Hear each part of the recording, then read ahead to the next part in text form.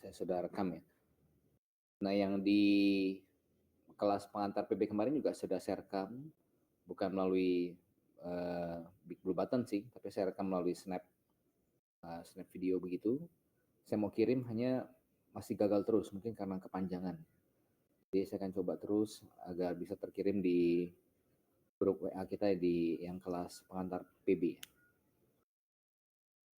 Nah, yang kelas Matius ini juga sudah saya rekam melalui snap video. Kalau Bapak Ibu saudari Anda ingin rekam sendiri, ya itu bisa langsung aja di pencet gitu ya, di Windows Shift S itu, kemudian pilih yang video, mulai record. Jadi nanti untuk rekaman sendiri itu sudah ada. Jadi kalau misalkan saya berhalangan atau gagal nggak bisa kirim rekamannya itu, Anda sudah punya pegangan rekaman sendiri. Windows Shift S, kemudian pilih yang camcorder itu, ya pilih start. Oke, jadi kita akan lihat terlebih dahulu ini silabus kita. Jadi bagi Anda yang mengambil kredit atau ikut kelas SKS, ya, maka silabus ini bersifat mandatory, wajib. Bagi Anda yang hanya auditori, pendengar, ya Anda ikuti saja. Ya. Jadi kalau Anda mau coba-coba buat paper juga boleh, mau coba-coba ikut mid test dan final testnya juga boleh, mau memacu diri untuk ikut ambil tugas baca juga bagus. Ya. Tapi kalau hanya sebatas mau mendengar saja juga tidak apa. Baik, kita lihat exegesis Matius semester genap 2024-2025 ini PB 202. Jadi diharapkan yang mengikuti kelas ini adalah mahasiswa tingkat ya semester 2 misalnya. Tahun pertama semester 2. Jadi ya mulai masuk ke exegesis ya, exegesis per kitab. Anda akan mendapatkan kredit sebanyak 3 SKS kalau Anda berhasil lulus dari kelas ini. Saya sebagai dosen pengajar. Kemudian kita lihat deskripsi kelas. Kelas ini adalah kelas yang mempelajari Injil Matius melalui exegesis. Tujuan daripada kelas ini diadakan, seandainya Anda lulus atau setelah menyelesaikan mata pelajaran ini, mahasiswa-mahasiswi diharapkan mampu untuk satu, mengerti secara keseluruhan tujuan Injil Matius ditulis. 2, mengenal dengan baik peristiwa-peristiwa yang tertulis dalam Injil Matius. 3, memahami doktrin-doktrin utama atau teologi yang diajarkan di dalam Injil Matius.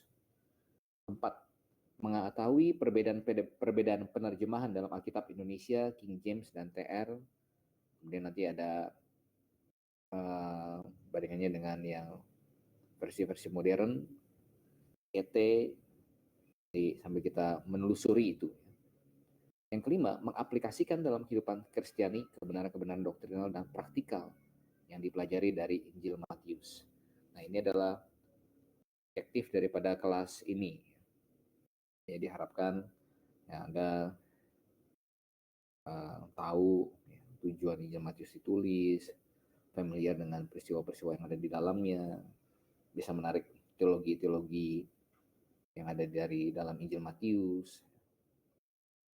Kemudian ada beda-beda penerjemahan antara Alkitab bahasa Indonesia TB dengan yang di TR-nya, Yunani-nya, ataupun King James-nya.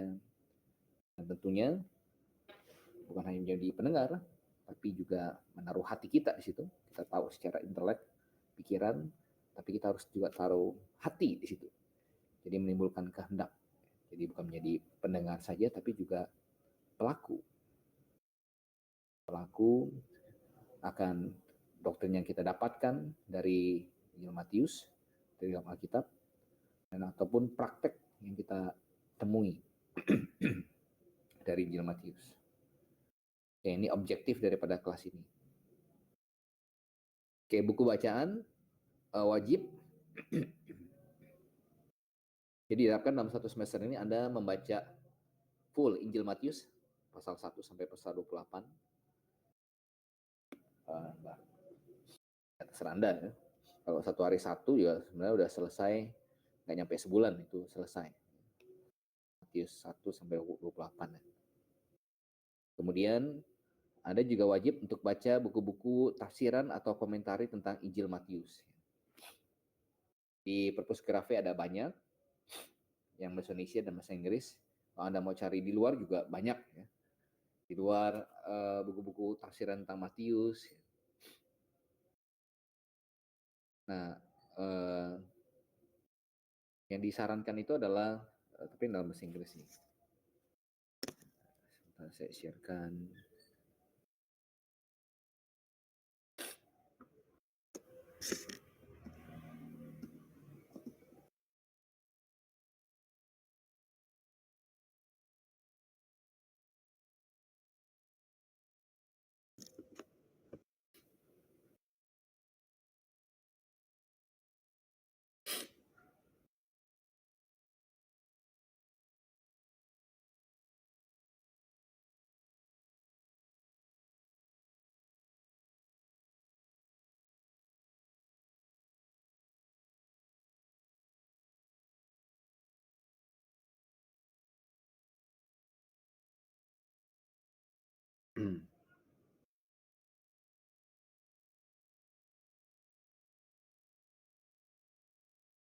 Nah, ini juga bisa ya. Behold the King, A Study of Matthew.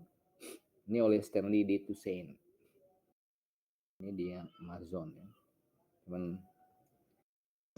mahal ya. 408.000. Yang mahal itu shipping fee, ya, shipping fee-nya 308.000. Yang bahasa Indonesia kita coba cari ya. Indonesia.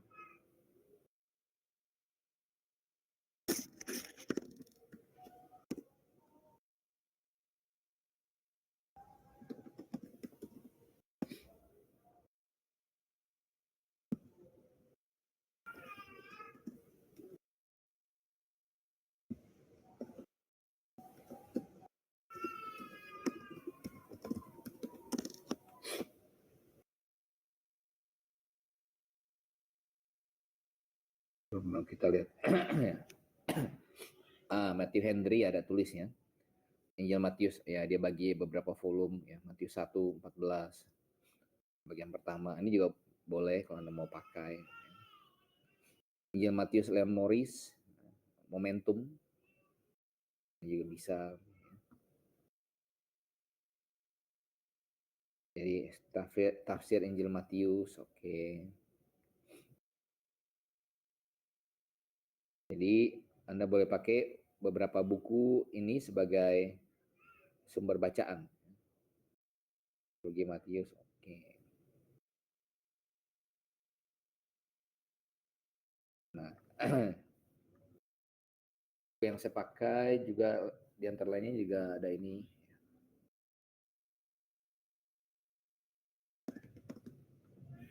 Matthew by Brodus.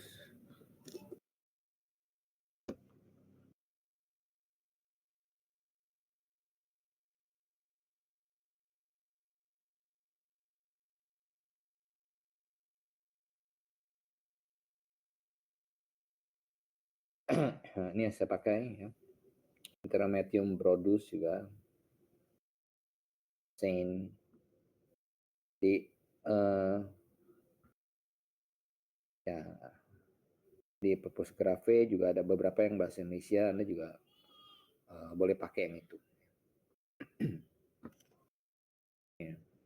Jadi kalau suatu buku yang berhubungan dengan Injil Matius boleh.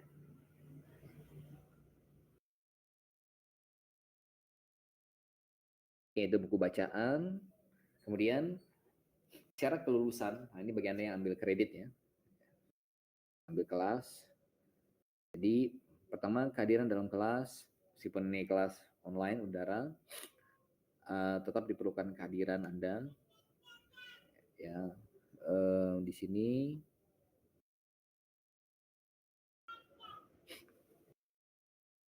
dibatasi sebanyak 2 kali. Ya. harus ada izin ya. 1 kali absen tanpa izin mengurangi nilai akhir 5 poin. 2 kali absen tanpa izin langsung jelas akan membuka sebuah tugas tamat sebagai syarat kelulusan. 3 kali absen tanpa izin atau langsung jelas tidak lulus. Karena kita kan kalau dia 3 kali nggak masuk, berarti kalau 1 kali pertemuan 2-3 pasal itu sudah sekitar 8 atau 9 pasal. Ya. Kemudian tugas baca dapat diambil dari buku-buku yang berhubungan dengan Injil Matius, dan kemudian mengumpulkan tugas baca yang berkaitan dengan mata kuliah ini sebanyak 200 halaman untuk S1 dan 300 halaman untuk S2. Semua mahasiswa-mahasiswi wajib membuat rangkuman tidak lebih dari 2 halaman dari buku yang telah dibacanya. Laporan baca dikumpulkan 1 minggu sebelum final test, yakni pada tanggal 15 Mei 2025. Tugas baca. Karena ini adalah pelajaran 3 SKS, Anda juga harus buat paper. Jadi yang mengumpulkan paper 7-10 halaman untuk S1 dan S2 membuat 2 paper. Paper untuk S1 berisikan teologi Injil Matius. Teologi Injil Matius. Untuk S2 ditambah terminologi kerajaan Allah dan kerajaan surga. Paper, kemudian sama juga dikumpulkan 1 minggu sebelum final test ya, 15 Mei 2025. Jadi untuk yang paper S1 teologi dalam Injil Matius, Anda boleh lebih spesifik ya, misalkan doktrin keselamatan dalam Injil Matius ya, atau soteriologi dalam Injil Matius boleh. Bibliologi dalam Injil Matius, doktrin Alkitab dalam Injil Matius boleh. Eklesiologi dalam Injil Matius, doktrin gereja dalam Injil Matius boleh. Eskatologi dalam Injil Matius, doktrin akhir zaman dalam Injil Matius boleh. Gitu, ya. Jadi saya berikan kebebasan ya. Tapi diambil dari ya, kitab Matius. Kemudian S2 ditambah dengan perbedaan terminologi ya. Kerajaan Allah dan kerajaan surga. Jadi kita akan juga bahas itu di dalam kelas ini. Kemudian aturan kelulusan di pertengahan semester nanti ada mid test, di akhir semester ada final test. Anda lulus kalau mendapatkan nilai akhir penyuluhan mid test dan final test minimal 60. Aturan penilaian ada kehadiran dalam kelas, tugas paper dan ujian. Tugas paper maksimum 10, ujian 90. Ya. Kemudian ditambahkan persentasenya. Kalau Anda ujian misalkan 100 tapi Anda tidak buat paper, tidak lulus. Paper itu bersifat mandatory, wajib. Itu syarat kelulusan. Anda misalkan 55 tapi buat paper baik, ya bagus, itu bisa membantu Anda akhirnya jadi lulus. Ya. Aturan pembuatan paper sudah dibagikan oleh Saudari Lina di grup baik pengantar PB ataupun komunitas online ya, mengenai font, kemudian spacingnya, marginnya, jadi sudah dikasih tahu di situ formatnya seperti apa, halaman pendahuluannya. Jadi jangan sampai nanti beda-beda, ada yang buat fontnya ukuran 14, spacingnya double gitu. Jadi isinya paling cuma 2 atau 3 halaman ya, karena kebanyakan kebesaran fontnya. Semua paper harus dibaca ulang karena kesalahan dalam pengajian tata bahasa, kemudian penyusunan kalimat, isi, kesalahan pengajaran akan mengurangi nilai tugas. Dan wanti-wanti juga seperti yang di pengantar PB, ya jangan jiplak ya, plagiarisme. Jangan terutama untuk yang di luar kan karena mungkin tidak saling kenal ya, berjauhan, meskipun sekarang teknologi sudah bisa saja gitu ya. Tapi yang di Grave ya, yang di Gates karena pakai komputernya bareng-bareng, apa tinggal satu asrama ya, mungkin ada juga satu kamar. Ya, itu harus buat papernya masing-masing. Ya. Jadi jangan sampai kemudian nanti paper Anda dikasih ke teman ya dikucopas, copy paste, kemudian tinggal susunan-susunan kalimatnya diubah-ubah atau ditaruh di paragraf yang keberapa atau di halaman keberapa. Kalau ketahuan itu hadap komite disiplin nanti, ya, nggak lulus. Nah, seperti yang saya pernah cerita juga di pengantar PB, ada yang pernah ketahuan begitu. Ya. Jadi 5 kalimat yang sama, yang satu ditaruh di alinea 1, yang satu ditaruh di halaman ketiga. Gimana saya tahu ya karena salah ketiknya juga sama persis, susunannya juga sama. Jadi jangan ciplak. Ya. Oke, kemudian itu untuk silabus dan aturan-aturan kelulusan untuk kelas. Matius, sampai sini ada pertanyaan? Ada yang mau ditanya? Yang di Gates, ada yang mau ditanya? Yang di Gates saya juga harapkan seperti yang kita terapkan di kelas pengantar PB. Saya tidak tahu yang di Gates ada berapa orang. Berdasarkan informasi dari Kalina itu ada 4 orang yang di Gates yang ambil kelas ini. Nah, tolong tunjuk 1 orang yang jadi ketua kelas. Kemudian 1 orang itu dia membuat jadwal.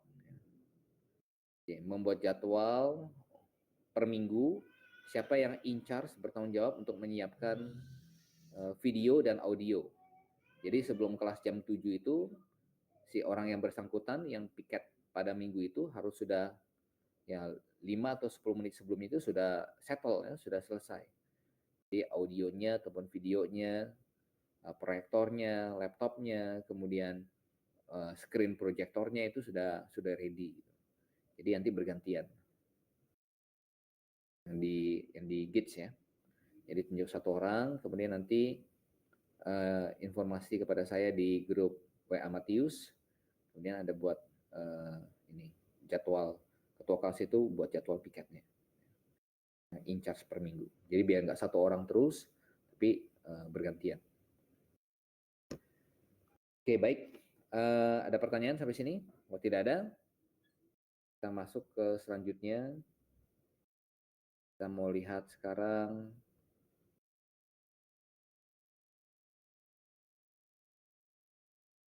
rencana pembelajaran Exegesis Matius 2025.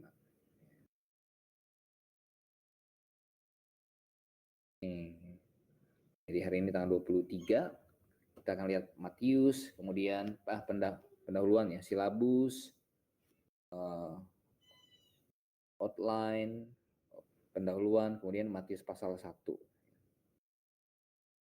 Nanti kita akan lanjut lagi di tanggal 30.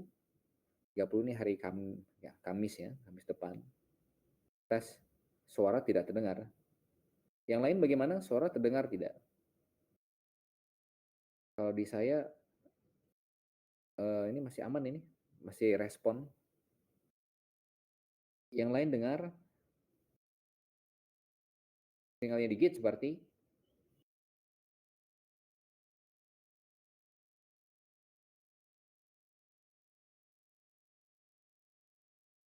Tinggalnya di Gates ini berarti.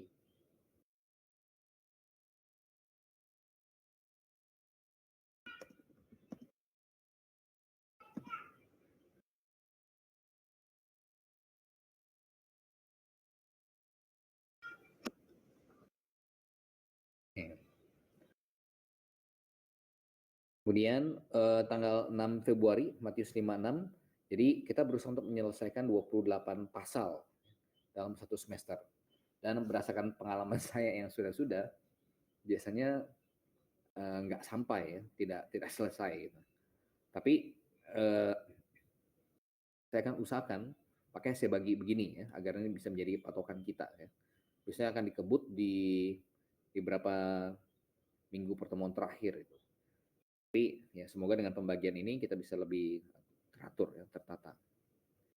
Jadi dalam sistem pembelajaran kita, ketika saya eksegesis, jadi saya mungkin tidak akan, dulu saya biasanya mulai ayat per ayat ya. Nah kadang terlalu lama memakan waktu di situ. Untuk mensiasatinya supaya bisa sampai ke 28 pasal itu, mungkin saya tidak akan bahas ayat per ayatnya, ya. Tetapi saya akan membahas satu perikop secara keseluruhan, kemudian saya akan menitik beratkan kepada poin-poin yang mungkin menjadi kontroversi atau poin-poin yang penting, yang saya anggap penting, atau terjadi perbedaan penerjemahan di situ, atau doktrin-doktrin yang penting yang bisa diajarkan di situ, yang bisa dipakai.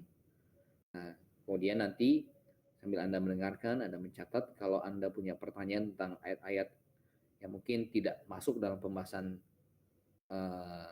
kita, Anda bisa tanyakan langsung nanti. Nih. Kemudian ya ada 2 pasal, ada yang 3 pasal dan 2 pasal. Ini rencana pembelajaran kita. Di tanggal 20 Maret kita akan kita akan mid test. Kemudian 10 April lanjut lagi sampai di 22 Mei selesai ya final test. Oleh karena itu paper dan tugas baca dikumpulkan 1 minggu sebelum final test yang tanggal 15 Mei. Baik, kemudian oh iya lupa tadi saya kasih sepertinya di silabus ya. Di silabus kita itu kalau Anda print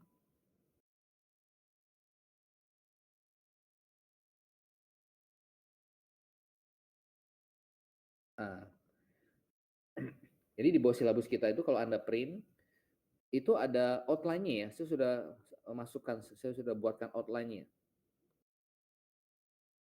Nah, ini outline-nya. Jadi outline ini akan menjadi panduan kita selama 1 semester ini. Ini mulai dari inkarnasi dan persiapan sang raja 1 pasal 1 sampai pasal 4 ayat 11 ya. Jadi tema besar daripada kitab Matius adalah kita dapatkan dalam Matius pasal 21. Ini tema utama kitab Matius. Jadi Rasul Matius mempresentasikan, dari mana kita juga tahu itu Rasul Matius menulisnya, kita akan masuk ke pendahuluan nanti ya. Matius 21 ayat yang kelima. Coba kita lihat. Oke, saya lihat di sini aja. Kitab aja.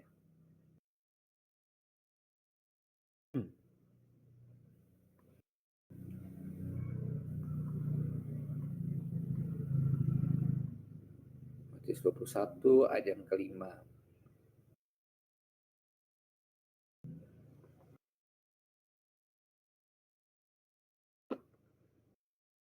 Katakanlah kepada putri Sion, lihat, rajamu datang kepadamu. Ia lemah lembut dan mengendarai seekor keledai beban yang mudah. Jadi ini adalah tema utama kitab Matius yang mempresentasikan Yesus sebagai raja. Lihat, rajamu datang kepadamu. Matius 21 ayat 5. Jadi makanya outline kita berseputaran di sini ya, inkarnasi persiapan sang raja. Deklarasi prinsip sang raja. Jadi tema besar adalah raja. Yesus Kristus adalah raja. Sang raja. Lihat rajamu datang kepadamu. Manifestasi sang raja. Perlawanan kepada sang raja.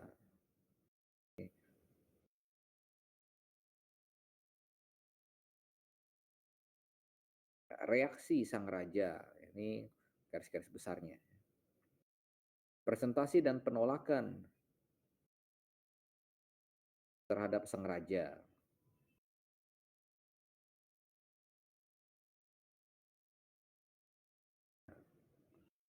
Nah, kemudian kematian dan kebangkitan ya, sang raja. Jadi tema utamanya adalah Yesus Kristus sebagai raja. Ini outline ya. Jadi Anda bisa print silabusnya, download, print di bawah silabus itu langsung sambung ke outline. Jadi bahan pembelajaran kita nanti. Oke, tadi sudah rencana pembelajaran. Baik, kita masuk sekarang ke pendahuluan Matius.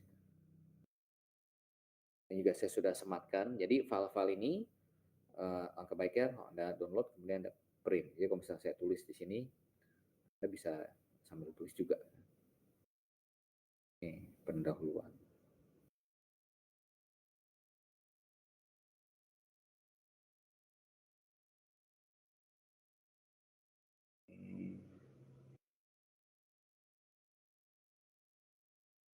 Perjanjian Baru memiliki 4 Injil. Jadi sambil pembahasan, kalau Anda punya pertanyaan silakan langsung tanya ya, ketik angkat tangan atau langsung ketik.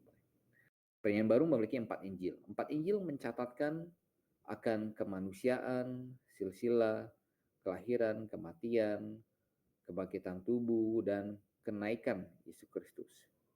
Nah Allah. 4 Injil juga memberikan sebuah catatan 40 hari yang Yesus habiskan di bumi setelah kebangkitannya.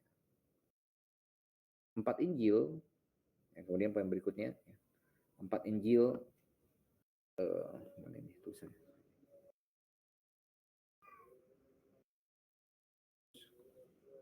Tidaklah 4 Injil tidaklah memberikan biografi lengkap akan Yesus Kristus. Jadi dalam 4 Injil kita tidak diberitahu ya, kemana Yesus pada waktu umur 12 sampai 30 tahun. Tidak diceritakan secara detail. Kemudian apa saja yang Yesus kerjakan pada waktu itu. Atau mulai dari usia 3 tahun sampai 12 dia ngapain aja. Nah, kita tidak dikasih tahu. Karena memang bukan tujuan untuk memberikan biografi lengkap akan Yesus Kristus. Oke, sementara 4 Injil tidaklah lengkap dalam mencatatkan biografi Yesus, mereka secara ilahi lengkap atau komplit. Lengkap atau komplit.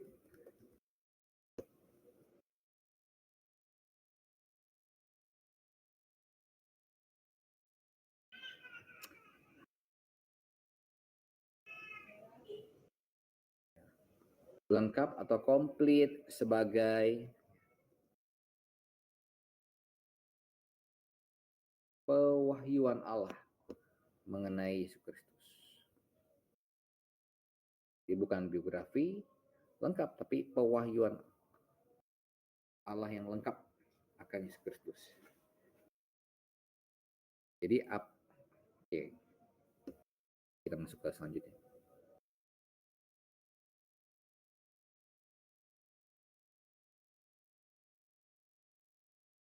Sudah? Kalau saya terlalu cepat juga silakan info ya, nanti saya ulang. Para penulis Injil dipilih Allah untuk menuliskan kata-kata yang diberikan oleh Roh Kudus kepada mereka. Para penulis Injil tidaklah menuliskan tentang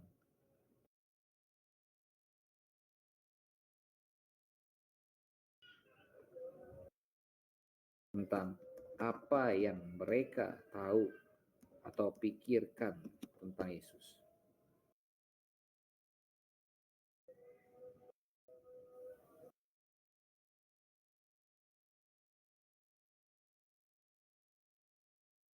Ya, ini penting ya.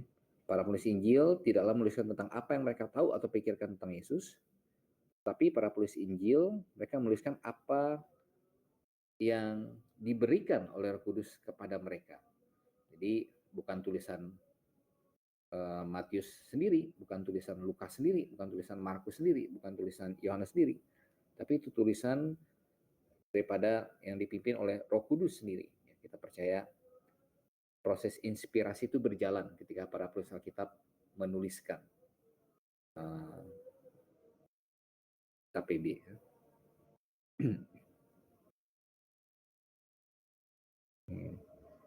Ingat, di dalam biologi ada 3 terminologi yang penting, yaitu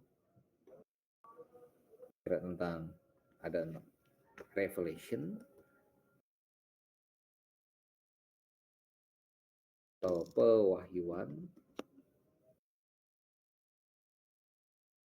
Nah, ini bicara tentang apa yang dilihat atau didengar oleh para penulis Alkitab.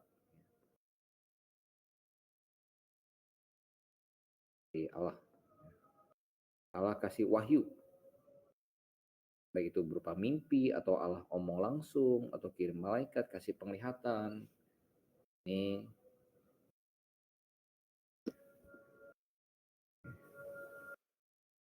penulis Alkitab kasih wahyu. melalui mimpi, omong langsung, penglihatan, malaikat, kemudian nabi. Nah, para penulis Alkitab ini kemudian menuliskan apa yang mereka dengar atau mereka lihat, penglihatan, kemudian mereka tuliskan, bla bla bla bla bla. Nah, prosesnya ini disebut inspirasi, direction atau inspirasi. Jadi di mana Roh Kudus ikut campur, menyertai, mendampingi dalam penulisan Alkitab itu. Roh Kudus mengingatkan. Ini sesuai dengan janji Tuhan dalam Yohanes pasal 16. Ya. Saya juga sempat singgung ini dalam pengantar PB.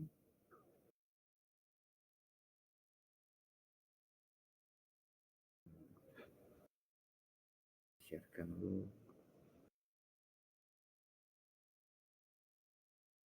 16 ayat 13 dikatakan, tetapi apabila ia datang, yaitu Roh kebenaran, ia akan memimpin kamu ke dalam seluruh kebenaran, sebab ia tidak akan berkata-kata dari dirinya sendiri, tapi segala sesuatu yang didengarnya, itulah yang akan dikatakannya, dan ia akan memberitakan kepadamu hal-hal yang akan datang. Jadi ini kerja daripada Roh Kudus. Jadi Roh Kudus memimpin, menginspirasi para penulis Alkitab. Mulai dari berbagai macam jenis latar belakang, misalkan seperti Musa, atau nelayan seperti Petrus, berita orang seperti Paulus, seorang dokter seperti Lukas, seorang pemungut pajak seperti Matius, kemudian ya, seorang pemungut buah ara seperti Amos. Jadi Roh Kudus memimpin mereka dalam menuliskan firman-Nya. Dan ketika Roh Kudus menginspirasikan, artinya Roh Kudus tidak membuat mereka jadi robot. Kemudian langsung tulis. Tetapi Roh Kudus memakai kepribadian si penulis Alkitab tersebut, kemudian memakai vocabulary-nya, perbendaharaan kata yang dia miliki. Jadi Tuhan memilih orang-orang itu untuk menuliskan firman-Nya. Sehingga kita mendapatkan baik tulisan Petrus, tulisan Lukas, tulisan Matius, tulisan Daniel, tulisan Paulus, mereka memiliki style yang berbeda-beda. Karena Roh Kudus memakai mereka tanpa menghilangkan kepribadian dan memakai mereka dengan semua perbendaharaan kata yang mereka miliki berdasarkan pengalaman atau apapun situasi hidup yang Tuhan izinkan mereka alami untuk mereka mempunyai ya, modal ya, untuk menuliskan itu. Jadi ini proses inspirasi. Dan kemudian ketika jadi tentang ada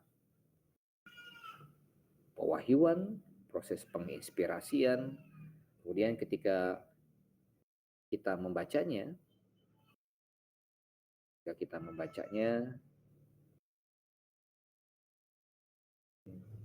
ceritanya mata gitu ya. Nah, kemudian akhirnya kita mengerti dan percaya dalam hati, ini terjadi proses yang namanya iluminasi.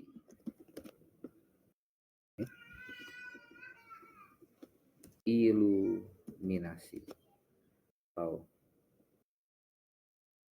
penerangan daripada Roh Kudus. Roh Kudus menerangi. Jadi ada pewahyuan, inspirasi, dan iluminasi. Revelation, inspiration, illumination. Ini 3 terminologi yang penting. Ya, pewahyuan tentang apa yang what eyes has seen, apa yang telah dilihat oleh mata. What ears have heard, apa yang telah didengar oleh telinga. Nah, inspiration itu menulis apa yang telah didengar itu kemudian ditulis, ya, jadi tertulis.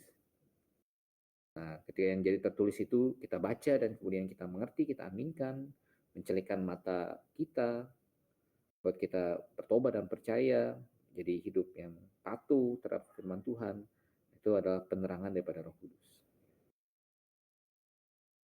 Nah, para penulis Alkitab, termasuk Matius, ya, ketika mereka menuliskan 4 Injil, mereka menulis berdasarkan ya inspirasi. 2 Timotius 3 ayat 16 ya.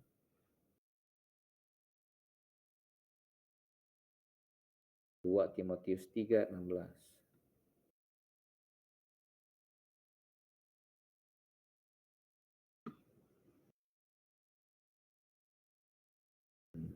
Mana ini? Timotius 3 ayat 16 dikatakan, segala tulisan, tidak ada kata yang sebenarnya, segala tulisan adalah diilhamkan Allah, memang bermanfaat untuk mengajar, untuk menyatakan kesalahan, untuk memperbaiki kelakuan, dan untuk mendidik orang dalam kebenarannya. Segala tulisan diilhamkan Allah. Ada kata yang. Kenapa ini penting? Karena kalau ada kata yang, berarti seolah-olah ada tulisan yang diilhamkan, kemudian ada tulisan yang tidak diilhamkan. Nah, itu adalah keliru. Seluruh Alkitab isinya diilhamkan oleh Allah. Karena ada juga yang dulu kan ada kitab King James, ya. Red Letter King James, di mana kata-kata Yesus, firman Tuhan, semuanya dikasih warna merah. Nah, terus kalau Yesus yang tidak omong, itu tidak warna merah. Sehingga ada orang yang mempunyai konsep yang keliru. Oh, jadi yang firman Tuhan itu hanya yang warna merah, yang Tuhan Yesus omong. Tapi kalau misalkan kata-kata pengantar, Yesus berjalan ke kota Yeriko, oh, itu bukan firman Tuhan. Tapi kalau Yesus berkata, akulah jalan dan kebenaran dan hidup, nah itu firman Tuhan. Nah, keliru ya. Jadi setiap tulisan, termasuk narasi itu, semuanya diinspirasikan. Diinspirasikan oleh Tuhan. Oke, baik. Sampai sini ada pertanyaan. Kita kembali ke pendahuluan.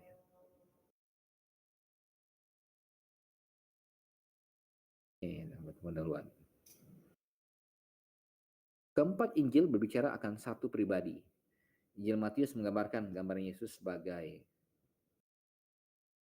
raja. Injil Markus menggambarkan gambaran Yesus sebagai hamba. Injil Lukas menggambarkan Yesus sebagai manusia. Injil Yohanes berfokus pada kiranya bahwa Yesus adalah Allah, Tuhan. Jadi masing-masing memiliki penekanan yang berbeda-beda. Oke, baik. Di sini ada yang mau ditanya?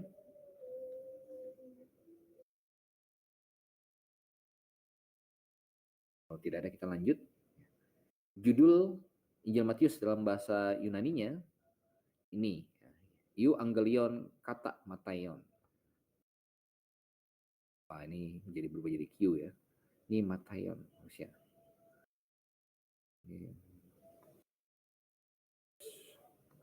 Harusnya gini ya. Teta. Duh, malah gak kelihatan. Harusnya teta ya, Mataion. Teta besar.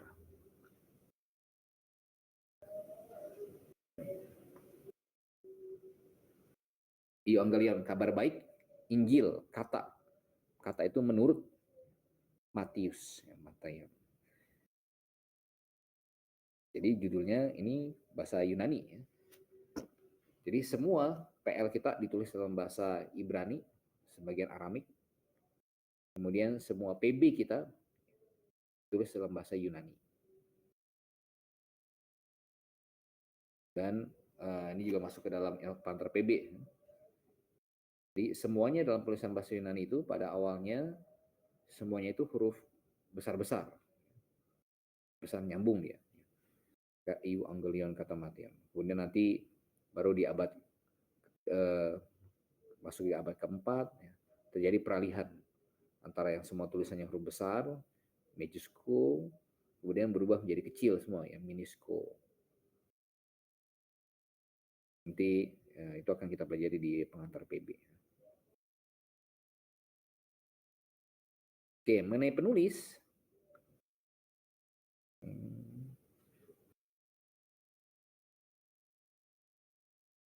teolog liberal, teolog liberalnya para teolog kritik dalam pengantar PB,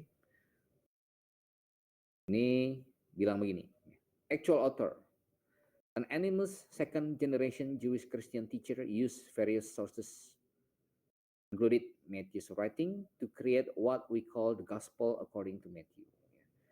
Jadi seorang guru Yahudi Kristen generasi kedua, anonymous yang tidak diketahui namanya. Jadi bukan Matius, kalau menurut si teolog liberal ini.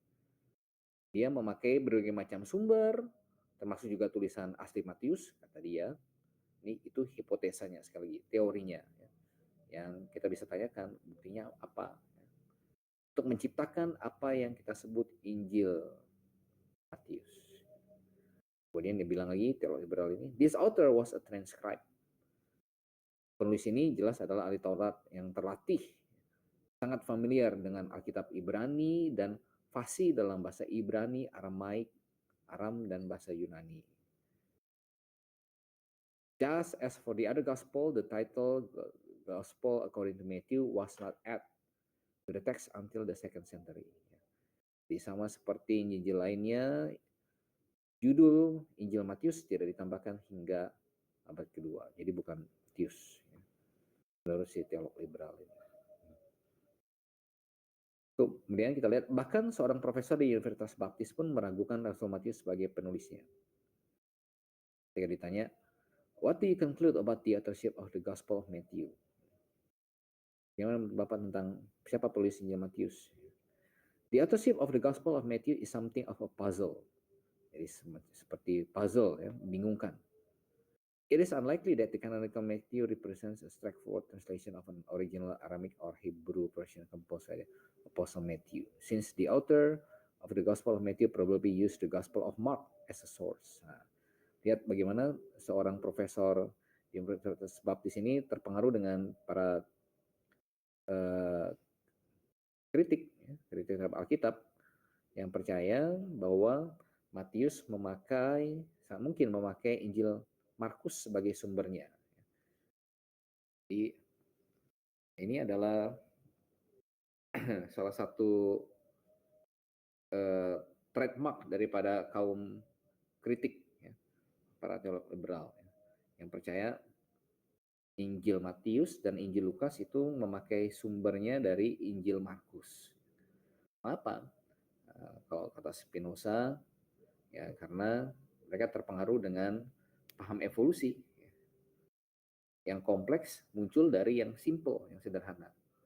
Nah, dari keempat Injil yang paling sederhana adalah Markus, mulai dari isinya, kata-katanya, kemudian Matius menurut si teori kritik ini dikembangkan, sama Lukas dikembangkan lagi, kemudian Yohanes menutupi yang nggak ada. Jadi Matius dan Lukas mengambil sumbernya dari Markus. Nah ini juga agak lucu ya. Mengapa? Karena Matius adalah rasul langsung. Oke, kalau Lukas mungkin bukan, ya dia non rasul kan, temannya Paulus. Tapi Matius adalah saksi mata langsung. Dia yang mengikuti Yesus Kristus selama kurang lebih 3,5 tahun. Lalu mengapa justru saksi mata langsung mengambil sumbernya dari Markus? Tidak perlu tuh, ya. Dia bisa bercerita dari his point of view, ya. Sudut pandangnya Matius sendiri sebagai seorang saksi mata langsung. Oke. Nah, memang di dalam Alkitab, dalam Injil Matius kita tidak menemukan ada kata-kata yang menuliskan secara terang-terangan, secara eksplisit, saya Matius menuliskannya. Nah, ini sedikit berbeda dengan tulisan Paulus atau Petrus atau Lukas. Ya. Kalau kita baca misalkan di dalam tulisan-tulisan Paulus kan sudah ini. Misal Roma pasal 1.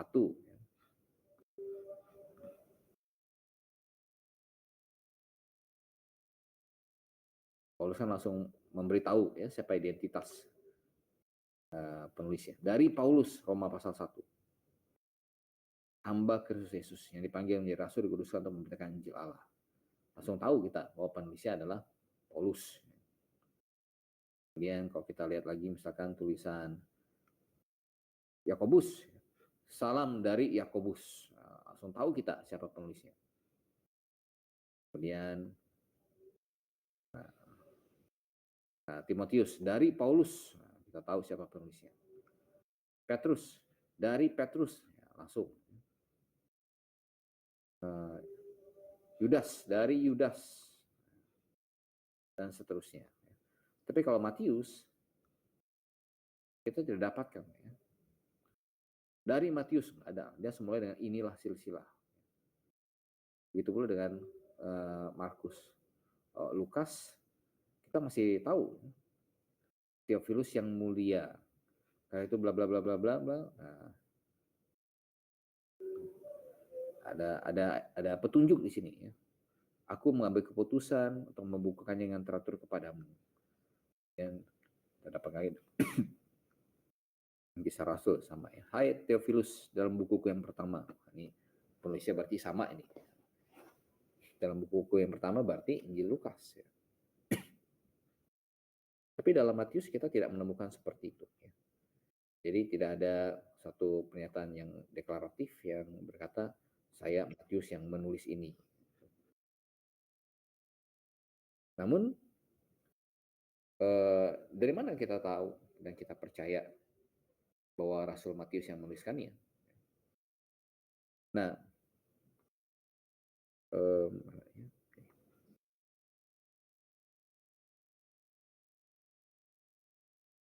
jadi nomor satu, kita percaya bahwa Matius menuliskannya berdasarkan bukti internal dan bukti eksternal. Bukti internal adalah bukti yang ditunjukkan atau diindikasikan di dalam Alkitab itu sendiri. Ini porsinya atau nilainya jauh lebih besar daripada bukti eksternal manapun. Nah, bukti internal adalah Alkitab itu sendiri, ya, firman Tuhan.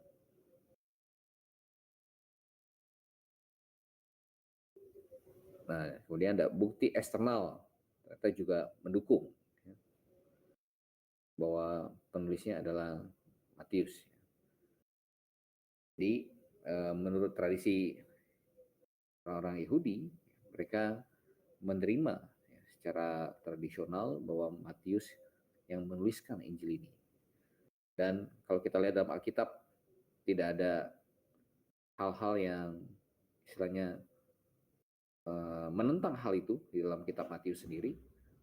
Why not? Ya. Justru kalau itu ditulis oleh seorang ahli Taurat yang tidak dikenal pada abad kedua, yang menggunakan Markus sebagai ini, nah itu menjadi agak rancu, ya, yang dapat kita pertanyakan. Oke, coba kita lihat yang pengantar dari eksternalnya dulu ya.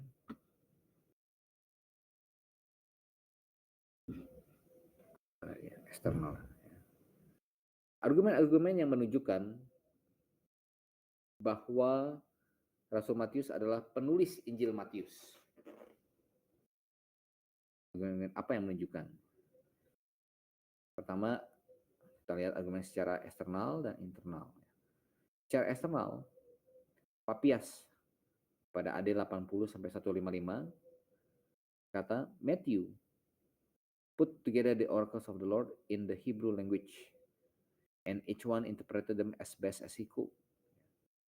Di Matius bilang Matthew ada menaruh bersama-sama perkataan Tuhan dalam bahasa Ibrani. Nah, setidaknya ya, Papias memberitahu bahwa Matius ada ya, menulis sesuatu, mengumpulkan tentang perkataan-perkataan Tuhan kita. Ya. Nah, ini yang menjadi satu perdebatan di dalam, termasuk dalam pengantar PB juga. Ya. Karena Papias bilang bahwa Matius mengumpulkannya in the Hebrew language, dalam bahasa Ibrani. Berarti ada beberapa kemungkinan. Saya perlu blank paper.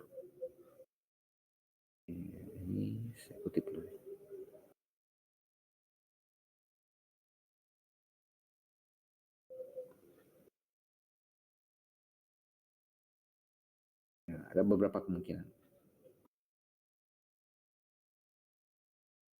Pernyataan Papias tadi memiliki beberapa kemungkinan.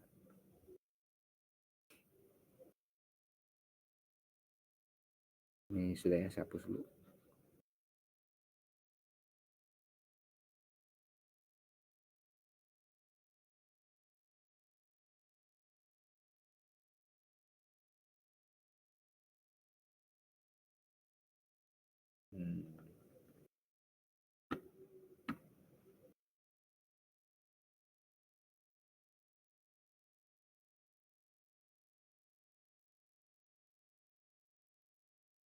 Oke.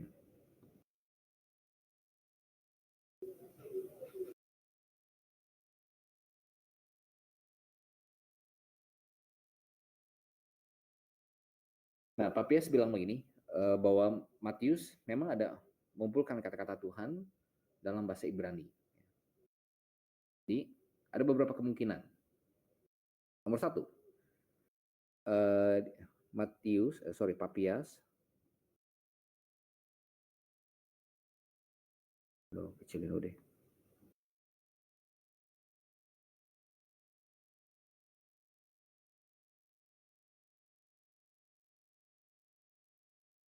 Papias berkata bahwa Matius menulis logia dalam bahasa Ibrani Aramaik. Bagaimana kita menafsirkan pernyataan Papias ini? 4 pandangan ditawarkan. 1. Papias mengacu pada sebuah karya Matius yang berisikan perkataan-perkataan Kristus, dan seseorang di kemudian hari menggunakan logia ini dan Injil Markus dan beberapa sumber lain dan menuliskan Injil Matius Yunani kita. Ini adalah dokumen teori yang telah kita bahas ini dalam pengantar PB.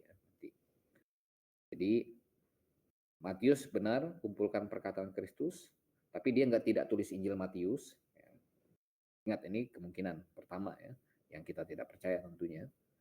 Kemudian orang lain pada abad kedua memakai logia yang Matius kumpulkan ini, di plus ditambah Injil Markus, plus ditambah beberapa sumber lain, akhirnya dia compile, jadilah Injil Matius yang kita sekarang ini.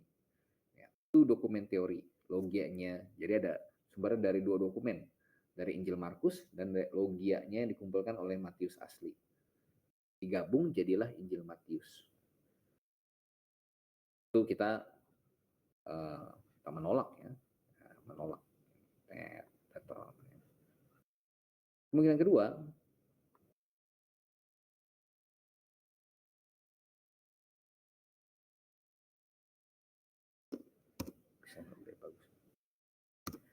ya, Papias mengajar bahwa Injil Matius kita sebenarnya ditulis dalam bahasa Aram atau bahasa dan Ibrani, dan seseorang di kemudian hari menerjemahkannya ke dalam bahasa Yunani. Ini adalah pandangannya seorang teolog. Jadi Papias memberitahu bahwa ya, Injil Matius kita sebenarnya dalam bahasa Ibrani. Kemudian seseorang menerjemahkannya ke dalam bahasa Yunani. Ini adalah pandangannya. Menarik ya. Kalau misalkan Injil Matius kita ditulis dalam bahasa Ibrani, bagaimana dia menjelaskan? Misalkan kalau ambil contoh ya.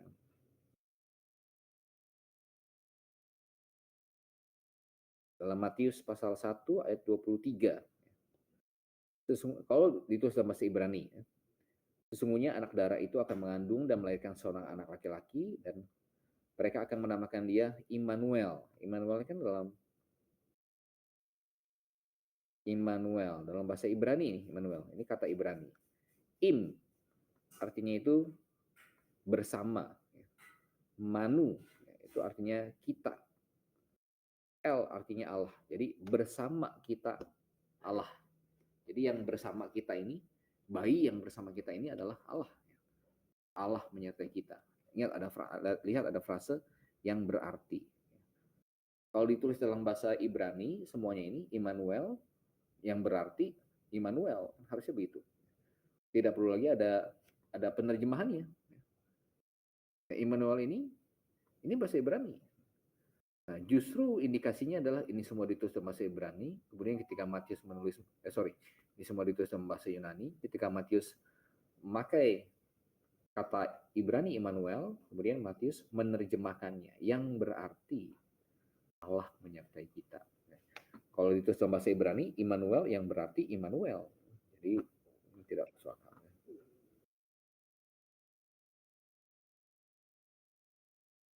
Oke, jadi kemungkinan kedua juga bukan. Cross juga. Oke, kemungkinan ketiga, Papias hanya benar dalam pernyataan bahwa Matius menulis Logia, yaitu Injil pertama kita. Namun ia salah dalam hal menulis dalam bahasa apa? Karena sesungguhnya Matius menulis dalam bahasa Yunani. Ini adalah pandangan Salmon dan banyak konservatif lainnya hingga waktu Schleiermacher. Ya.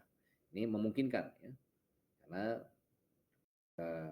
Papias kan manusia, ya. Dia mungkin tokoh awal kekristenan, tapi tulisannya atau perkataannya tidaklah menjadi otoritatif bagi kita. Ya. Bisa saja dia salah. Ya. Jadi ini masih memungkinkan. Yang keempat, Papius benar berkaitan Matius menulis dalam bahasa Aram, bahasa Ibrani, namun Matius juga menulis dalam bahasa Yunani. Hipotesa nomor 4 ini jauh lebih masuk akal karena hipotesa ini merekonsiliasi pernyataan para tokoh-tokoh awal kekristenan berkenaan dengan Injil Matius dalam bahasa Ibrani atau Aram bersama dengan bukti Injil Matius dalam bahasa Yunani. Ini juga memungkinkan. Ya. Jadi Matius tulis dalam dua bahasa, Ibrani dan Yunani. Yang Ibrani tidak terpelihara oleh Tuhan, yang Yunani dipelihara oleh Tuhan, kemudian masuk ke dalam kanon. Karena itu diinspirasikan. Karena yang Ibrani mungkin tidak diinspirasikan, sehingga tidak dipelihara. Oke. Baik, sampai sini ada pertanyaan. Tidak, kita kembali ke pendahuluan kita.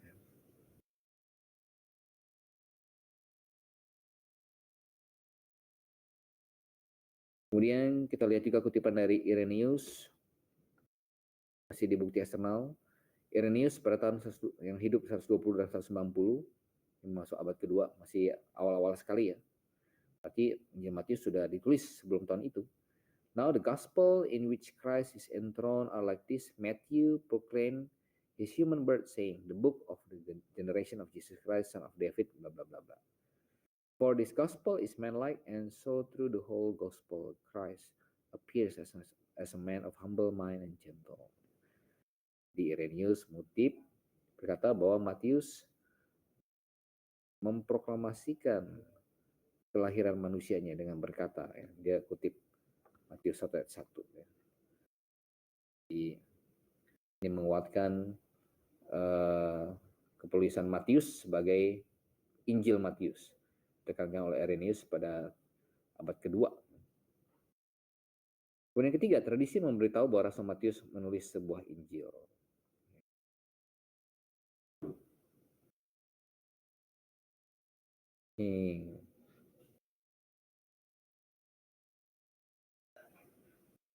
Kemudian ada banyak lagi ya. Oke, saya bisa tambahkan nanti di sini.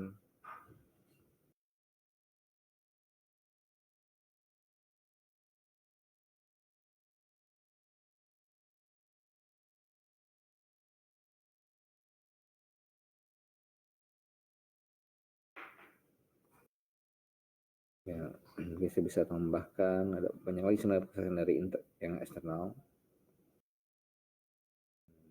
Oke, saya hapus.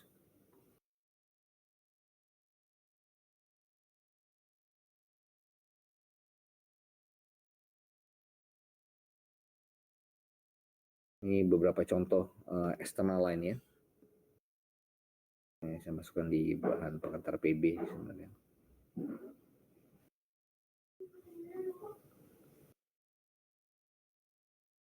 Kitab Didache sering mengutip Injil Matius ketimbang Injil lainnya. Surat Barnabas mengutip Matius 20, 16, 22, 14. Dalam Ignatius Epistle to the Smyrnians, kita mungkin mengacu pada Matius 3, 15. Shepherd of Hermas memparafrase Matius 3, 5, seterusnya. Ya. Kemudian Justin Martyr mengutip Matius 7. Dionysius of Corinth mengacu pada Matius 13:24. Hegasippus yang Yahudi paling awal menggunakan kata-kata yang mirip dengan Matius 2:4 dan seterusnya. Gereja mula-mula sepakat menerima Rasul Matius sebagai penulisnya. Kemudian Injil Matius juga dimasukkan dalam Old Latin. Old Latin ini adalah terjemahan Latin kuno. Ini sudah tua sekali, di abad kedua sudah ada. Papias kutipannya kita sudah baca tadi. Origen memberikan kredit kepada Rasul Matius sebagai penulis Injil ini. Kesaksian dari Papias, Irenaeus, dan Origen dapat dianggap mewakili keseragaman tradisi pada akhir abad kedua. Ini dari eksternal. Namun sebaik apapun eksternalnya, tidaklah lebih berat nilainya ketimbang kesaksian daripada internal Alkitab itu sendiri. Lihat ya.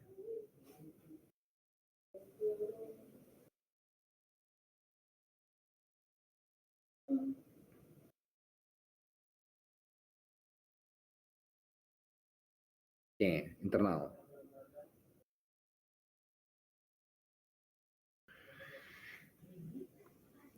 Bukti internal, si penulis tidak menyebut dirinya sendiri.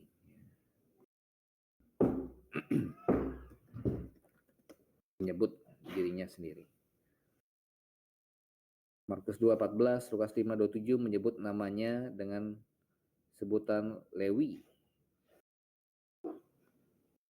Sementara dalam Injil Matius, ia menyebut dirinya sendiri Matius. Dalam Matius 9:9. Nah, dalam Injil Markus 2:14, Markus 2:14. Lihat, tidak disebut Matius di situ.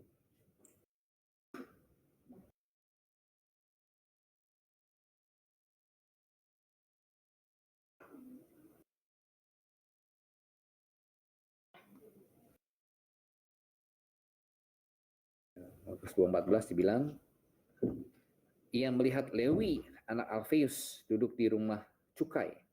Lalu ia berkata kepadanya, ikutlah aku. Maka berdirilah Lewi lalu mengikuti dia. Jadi tidak disebut Matius ya, tapi Lewi. Jadi menegaskan dia berasal dari suku apa ya? Lewi. Kemudian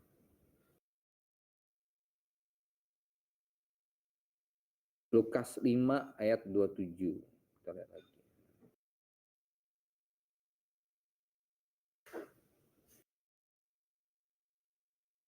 Lukas 5 ayat 27.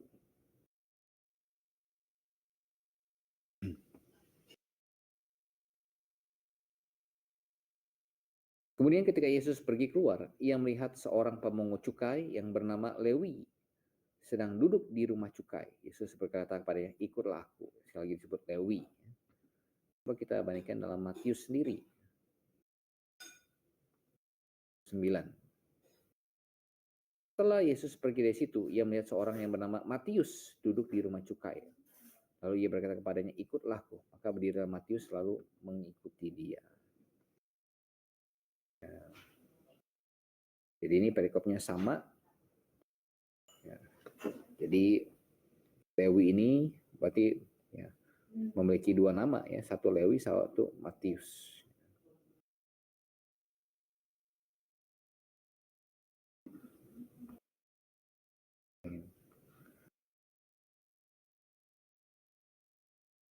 Nampaknya bagi sang penulis Injil ini, nama Matius jauh lebih bermakna.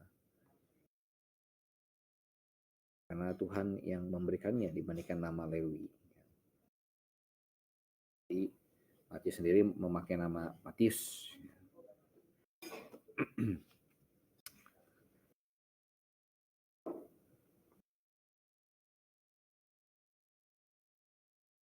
Kemudian kita lihat lagi. Susunan dan detail dari Injil Matius cocok dengan latar belakang Matius yang adalah seorang pemungut pajak. Jadi dia seorang yang sebagai pemungut pajak, dia karena juga Lewi seorang Ibrani, berarti dia fasih dalam bahasa Ibrani, seorang Yahudi. dan juga sebagai seorang pemungut pajak yang bekerja untuk pemerintahan Romawi, di mana pada waktu itu bahasa Yunani sebagai bahasa pengantar, maka ia juga tentu haruslah fasih sebagai seorang pemungut pajak. Jadi fasih dalam bahasa Ibrani dan Yunani. Jadi ini menguatkan kredibilitasnya sebagai penulis Injil Matius dalam bahasa Yunani. Dan ia juga menjadi seorang yang sebagai seorang pemungut pajak, ia terlatih untuk membukukan segala sesuatu secara teratur. Jadi sangat teratur. Yang mana nampak di dalam pembagian kitabnya, nanti kita akan lihat memasuki isinya. Susunan dan detail dari Injil Matius cocok dengan latar belakang Matius yang dahulu pemungut pajak. Hanya dia penulis Injil yang mencatat tentang pajak, uang pajak di bait Allah. Pajak.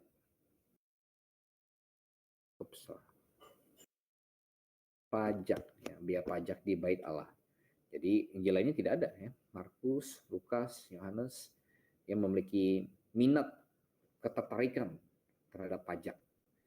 Di sini kita lihat bagaimana Roh Kudus ketika menginspirasi para penulis Alkitab tidaklah menghilangkan kepribadiannya, memakai kepribadiannya sebagai seorang yang fasih dalam bahasa Yunani, seorang yang sistematis, teratur, dan seorang yang tertarik dengan masalah uang, pakai oleh Tuhan untuk menuliskan firman-Nya.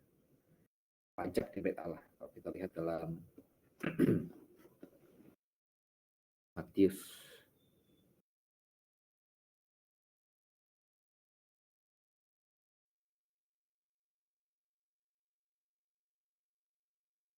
17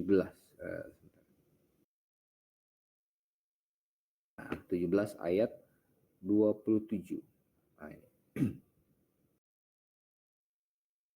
24 ya. 17-24. Ketika Yesus dan murid-muridnya tiba di Kapernaum, datanglah pemungut biaya bait Allah kepada Petrus. Sebagai seorang mantannya, Petrus tertarik. Apakah gurumu tidak membayar bea 2 dirham itu? Jawabnya memang membayar. Kemudian akhirnya dengan cara apa? Petrus disuruh mancing. Ikan pertama yang kau pancing, tangkap dan bukalah mulutnya. Kau keluarkan mata uang 4 dirham di dalamnya. Ambillah itu dan bayarkanlah kepada mereka, bagiku dan bagimu juga. Jadi peristiwa ini hanya ditemukan dalam Injil Matius. Pajak di bait Allah.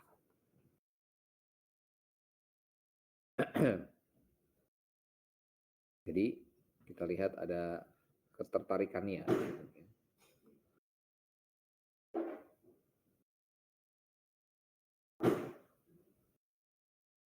Oke, kemudian kita lihat lagi, coba apa ya di dalam Bible Hub-nya. Saya cek. Kata di balik pajak itu ya. Tadi Matius 17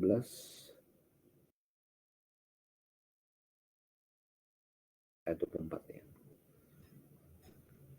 Kita lihat kata Yunani-nya ya.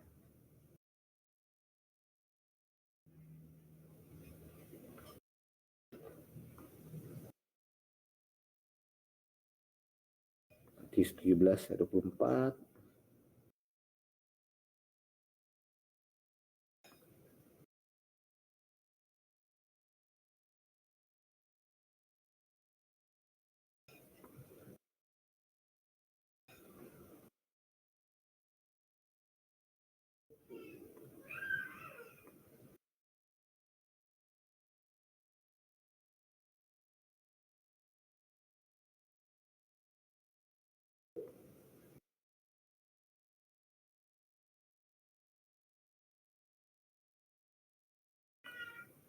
Oke, 17:24.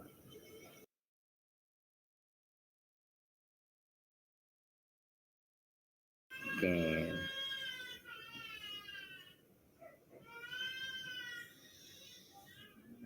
Pajak ya. Didrakma.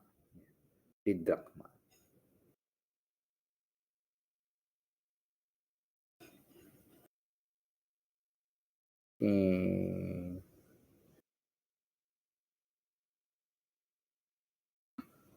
part of speech-nya kalau tidak didragma.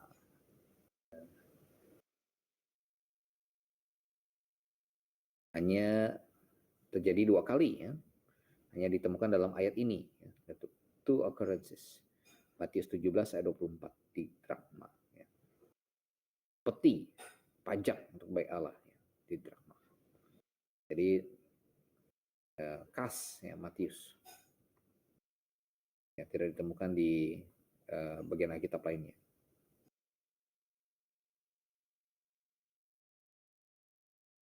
Ini sudah, kemudian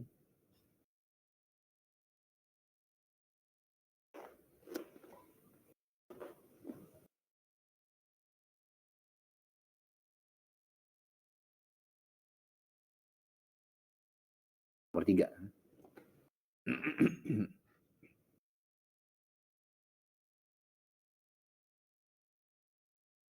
Ia menggunakan 3 hapax legomena dalam istilah keuangan. Ya. Hapax legomena itu kata-kata yang hanya ditemukan sekali ya, dalam Alkitab. Hapax legomena. Hanya Injil Matius yang menggunakan terminologi yang khusus tentang mata uang, karena dia adalah seorang pemungut pajak ya, yang familiar dengan soal uang. Ya. Kalau kita lihat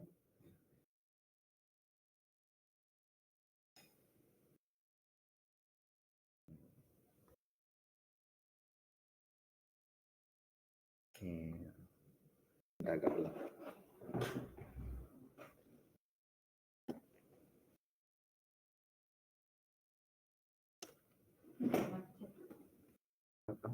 Gelap, mati lampu.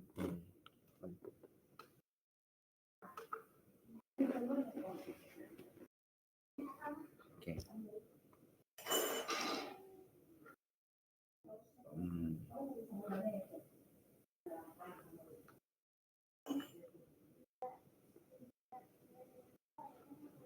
Sebentar, mana itu?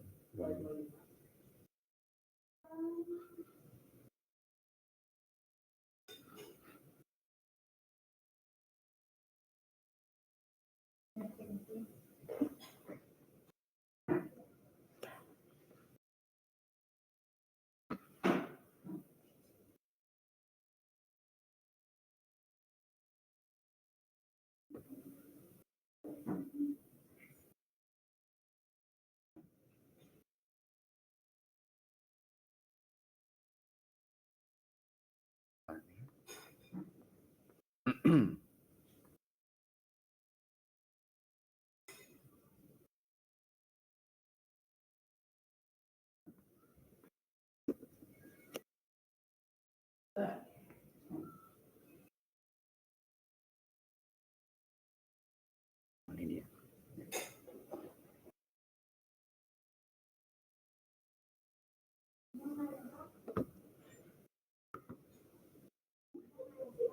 Oke, kemudian kita lihat tadi di sini ya. Hanya Injil Matius menggunakan terminologi yang khusus tentang mata uang, yakni nomisma, daripada terminologi umum tentang uang yaitu denarion.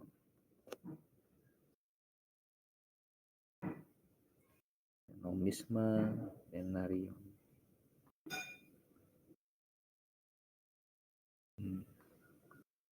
Tutupan ini denarion.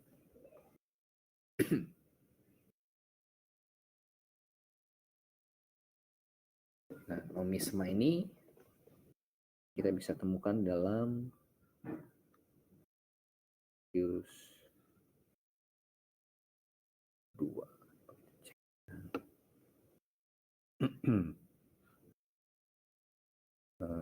Di ini 22.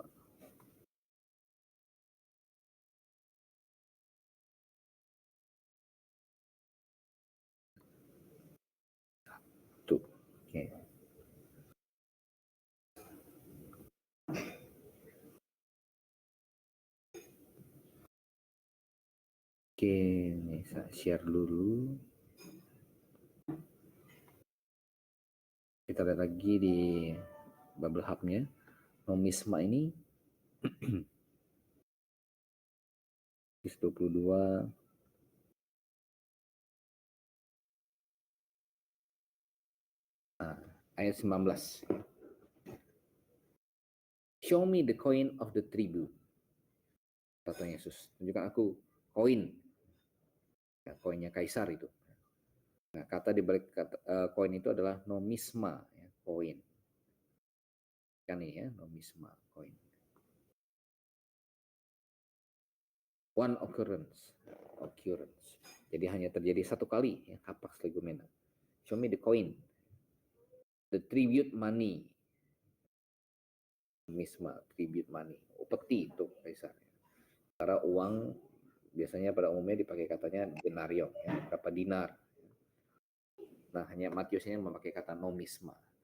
Jadi dari sudut internal, pengetahuan si penulis Injil ini, selain dia teratur, dia banyak mengutip dalam PL, dia fasih dengan Ibrani, kitab Ibrani dalam bahasa Ibrani, dia juga fasih dalam bahasa Yunani, yang juga mendukung karena dia adalah seorang pemungut cukai pajak yang bekerja bagi pemerintahan Romawi, sehingga dibenci oleh teman-teman sebangsanya, orang Ibrani, anjing pemerintah, pengkhianat bangsa, apalagi dia dari suku Lewi, ya, tapi kerja untuk penjajah Romawi. Kemudian sebagai seorang mantan pajak, dia memiliki ketertarikan dengan hal-hal yang berbau pajak, keuangan, dan memiliki terminologi yang jauh mumpuni ya soal keuangan. Ini menguatkan bahwa penulisnya adalah ya Matius, ya, dengan latar belakangnya cocok. Dan tradisi Yahudi juga secara tradisional turun-temurun percaya bahwa Matius yang menuliskannya, terlepas dari hipotesa berbagai macam teori, hipotesa dari para kritik liberal itu. Nah, kita lihat ya kalau seseorang yang ahli dalam satu bidang tertentu, dia memang condong memiliki terminologi atau kosakata yang lebih. Kalau misalkan Anda tanya kepada saya soal otomotif, ya, misalkan personeling, kemudian gigi gardan atau apa segala macam, saya nggak ngerti, ya, karena itu bukan bidang saya, terminologi itu. Ya. Saya tahu paling hanya sebatas luar gigi, ya, kopling, rem, gas, setir. Tapi kalau udah bagian-bagian itunya, gardan, apa, seher, piston, hanya mereka yang memiliki ya, bidangnya di situ yang mengetahui ya, terminologi-terminologi khusus itu. Ya. Bisa juga misalnya istilah di percetakan atau istilah di dunia perhotelan atau dunia permasakan. Nah, sama halnya dengan dunia perpajakan. Jadi ini menguatkan kepenulisan Rasul Matius sebagai penulisnya. Oke, tanggal penulisan, ya kalau kita lihat ya, di dalam pengantar PB, karena para teolog liberal, para kritik liberal ini tidak percaya Rasul Matius yang menuliskannya. Mereka percaya ada seorang yang tidak diketahui siapa meminjam sumber dari Markus atau sumber dari Logia atau sumber dari mana yang mereka sendiri tidak bisa buktikan. Maka ada yang bilang di abad kedua apa segala macam. Tetapi kalau kita lihat, mengapa Injil Matius ini selalu ditemukan yang pertama kali disebut Matius, Markus, Lukas. Dan di dalam kronologi PB kita ditaruh sebagai buku pertama. Nah, sangat besar kemungkinannya adalah karena memang ini yang pertama kali ditulis.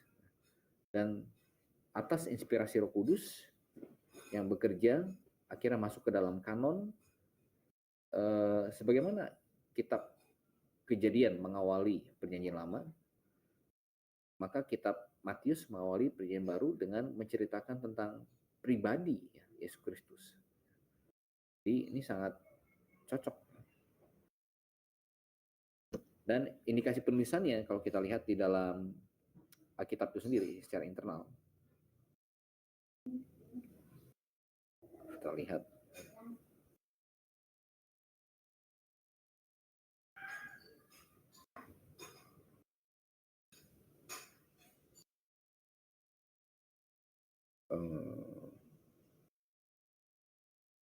kalau kita buka mana ya?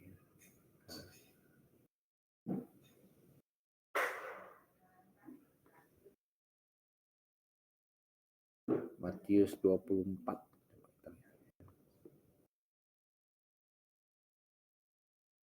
Oke, saya sharekan lagi. Sesudah itu Yesus keluar dari bait Allah lalu pergi. Jadi bait Allah pada waktu Matius-Matiusnya masih ada. Ya. Kita tahu bait Allah yang kedua ya, Zerubabel yang dimasuki oleh Tuhan Yesus.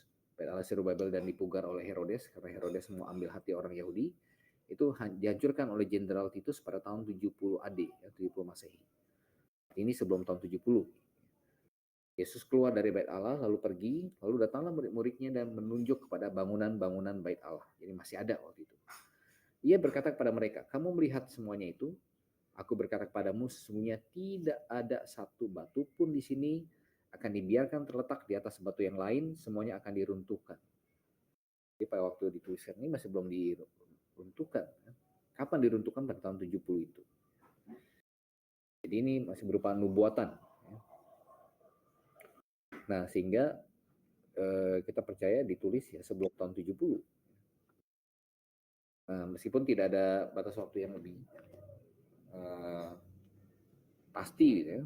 Tapi secara tradisi Yahudi menerima ketulisan Matius sebagai kitab yang awal ditulis itu kurang lebih sekitar 40 sampai 50 AD. Baba. 40 sampai 50 AD.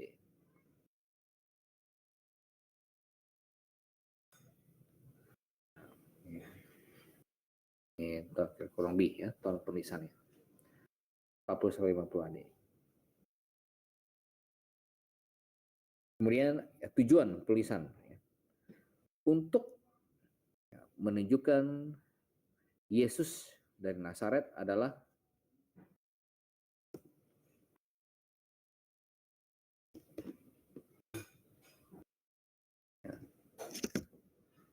Mesias yang dijanjikan dalam Perjanjian Lama dan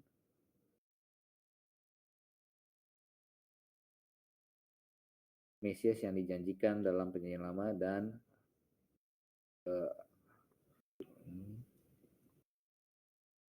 raja orang-orang Yahudi. Raja orang-orang Yahudi.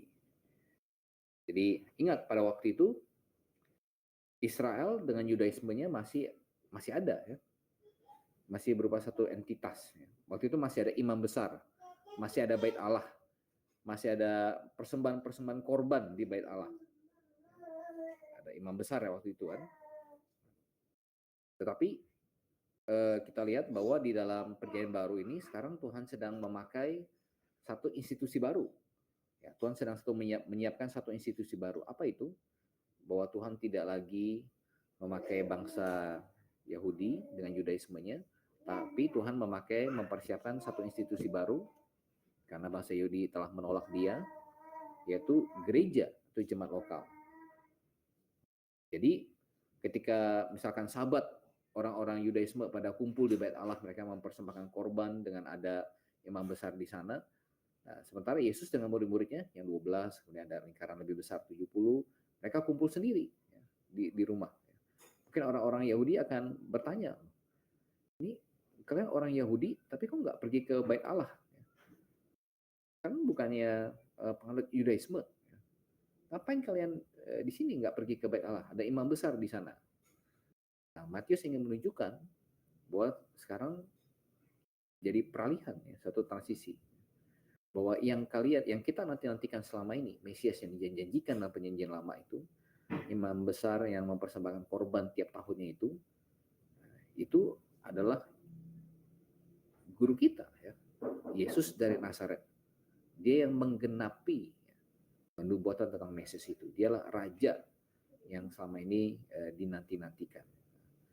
Jadi ini untuk memberitahu kepada orang-orang Yahudi pada umumnya tentang iman kekristenan, tentang bagaimana penggenapan itu tergenapi dalam diri Yesus dari Nazaret, dan juga untuk menguatkan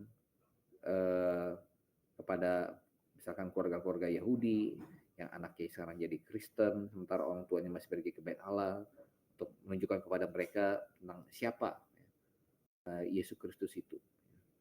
Siapa Yesus dari Nazaret itu. Siapa yang bisa menggenapi seluruh nubuatan-nubuatan dalam PL itu. Semua nubuatan tentang mesianik dalam PL itu hanya bisa tergenapi pada satu pribadi, yaitu pribadi Yesus dari Nazaret. Di Matius berusaha untuk menunjukkan dialah raja yang kita nanti-nantikan selama ini. Oke, kemudian kita lihat ya, ditulis dalam bahasa ya, Yunani. Kita sudah bahas tadi ya. Meskipun Papias ada bilang Matius ada mengumpulkan kata-kata Tuhan logia dalam bahasa Ibrani, ya ada kemungkinan ya Papias salah dalam menyebutkan soal bahasanya, atau memang Matius menulis dua-duanya, satu dalam bahasa Ibrani, satu dalam bahasa Yunani, tapi yang Yunani yang diinspirasikan dan dipelihara, yang Ibrani hilang.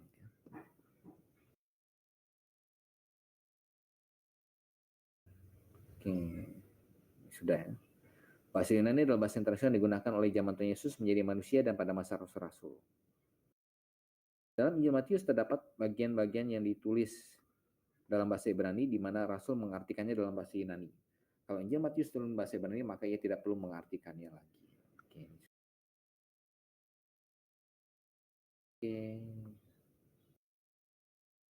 Baik, pendahuluan selesai. Sampai sini ada pertanyaan? Untuk pendahuluan. Ada yang mau ditanya? Kita percaya Matius rasul daripada Yesus Kristus, salah satu dari 12 rasul Yesus Kristus, anak Alfius yang menuliskannya.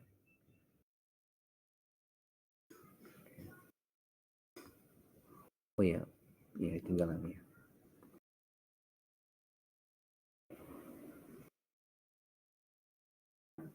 Oke. Ini belum ya. Oh, ini belum. Ya, satu ini belum ya.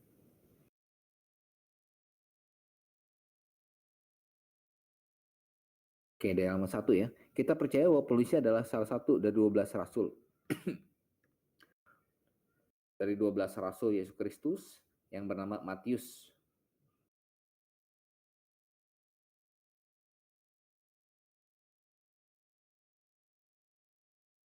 Matius. Dahulu disebut juga Lewi.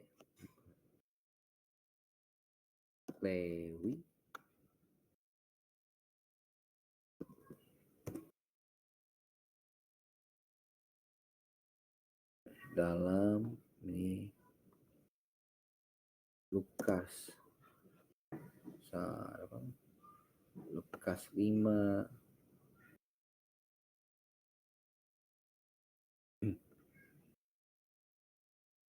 ayat 27.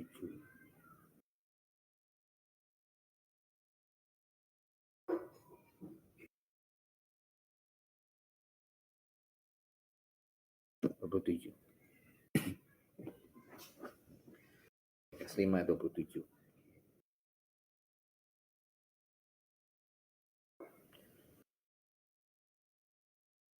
Oke, sudah. Kemudian untuk ini namanya Matius berarti pemberian dari Tuhan. Nah, ini kehalang saya di sini.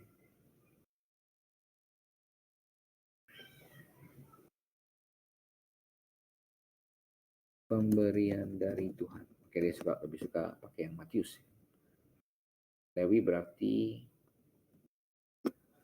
yang berpegang pada jalan yang lain.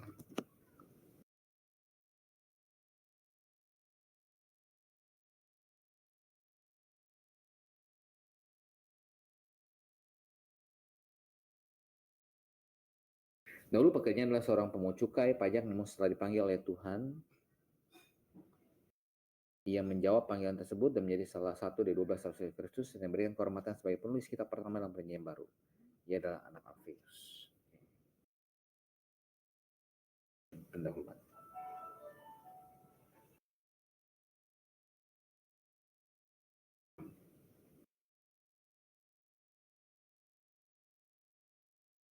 Baik, sampai sini ada yang mau ditanya? Kalau tidak, kita akan masuk ke materi Matius pasal 1. Cara pembelajaran kita hari ini pendahuluan dan Matius pasal 1.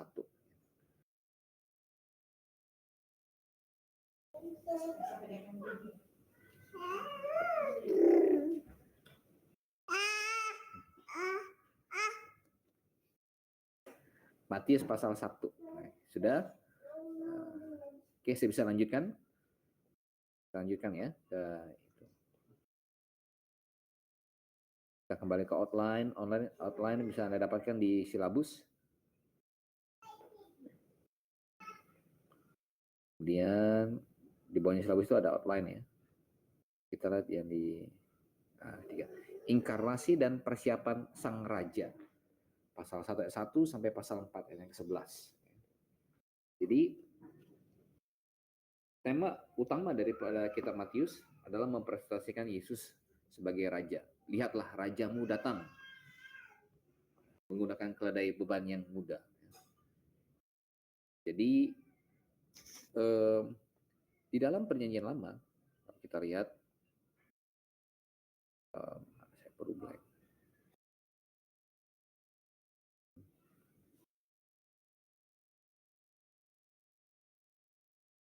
Ketika kita bicara tentang raja, bagaimana ia bisa menjadi raja? Karena ada kerajaan. Ya. Kalau kita bicara tentang raja, berarti ada kerajaan. Pemimpinnya adalah raja. Nah, di dalam perjanjian lama,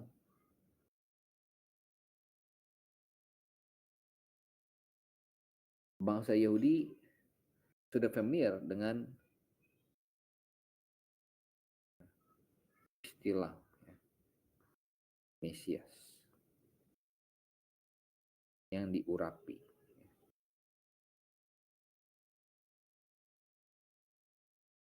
Mesias. Nah, kalau kita lihat di dalam kitab Daniel pasal yang kedua, sebuah kerajaan di mana Mesias yang diurapi akan memimpinnya.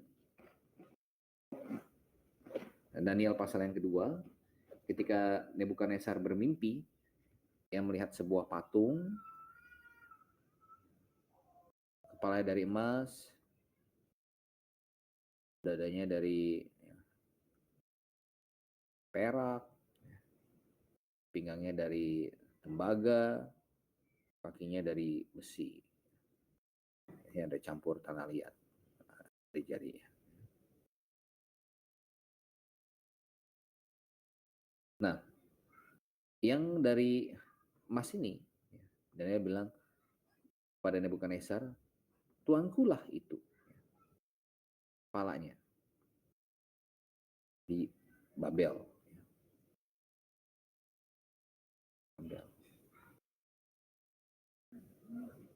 Ini kerajaan-kerajaan yang mendunia.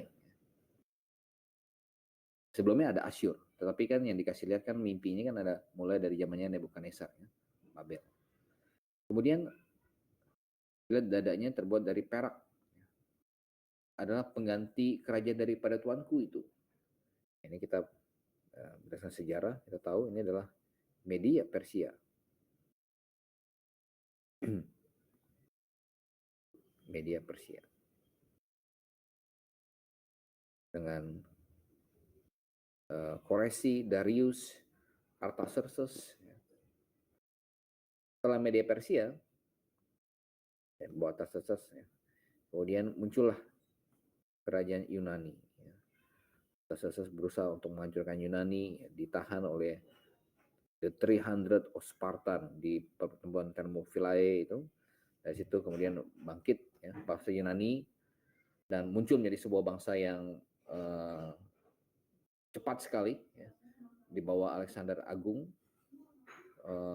hampir menguasai Eropa ya, Asia ya, masuk ke Asia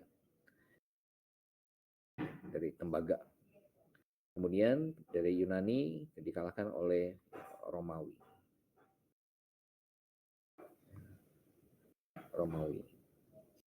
Ya, buat dari besi. Kemudian masih masuk bagian dari Romawi, besi campur tanah liat. Ini adalah kerajaan antikristus.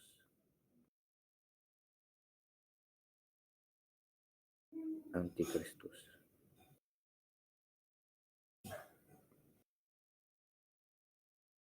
Kemudian kita lihat dalam pasal 2 Daniel ayat 44. Yang saya bagikan di sini.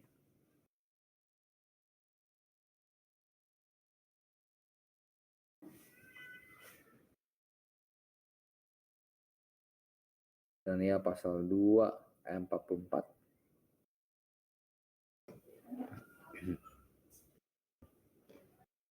Tetapi ini selanjutnya ya.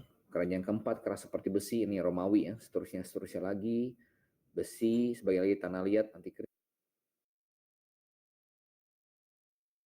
Pada zaman raja-raja, Allah semesta langit akan mendirikan suatu kerajaan yang tidak akan binasa sampai selama-lamanya, dan kekuasaan tidak akan beralih lagi kepada bangsa lain.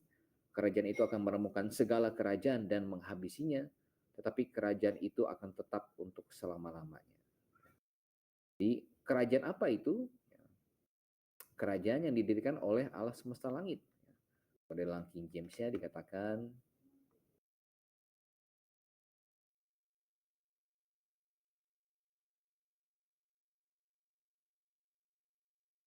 Daniel 2:44. And in the days of this king shall the God of heaven set up a kingdom.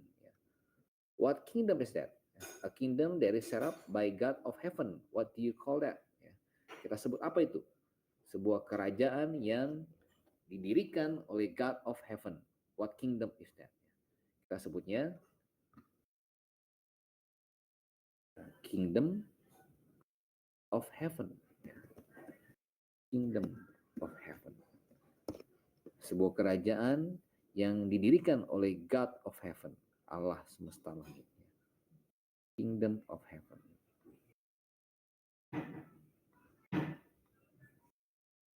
Di kerajaan surga. Jadi nanti akan ada batu gelinding yang besar, hancurkan ini berkeping-keping, kemudian batu itu akan memenuhi seluruh bumi. Apa itu? Kerajaan surga.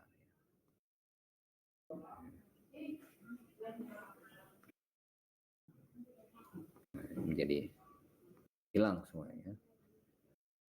Ya. Kerajaan surga, the kingdom of heaven, yang akan dipimpin oleh Sang Mesias. Kerajaan surga.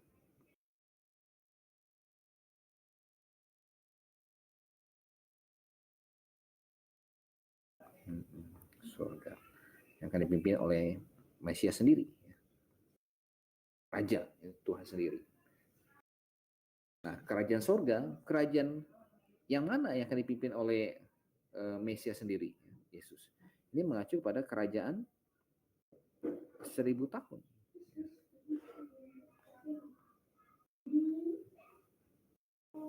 Kerajaan 1000 tahun, di mana Yesus memerintah sebagai raja. Yesus memerintah sebagai raja. Jadi kerajaan surga itu identik atau sama dengan kerajaan milenium atau kerajaan 1000 tahun. Kerajaan milenium atau 1000 tahun. Di dalam Perjanjian Lama, ya Daniel itu hanya bisa melihat satu garis.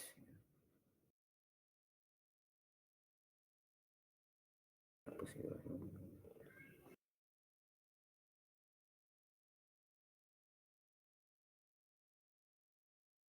Cara hapus.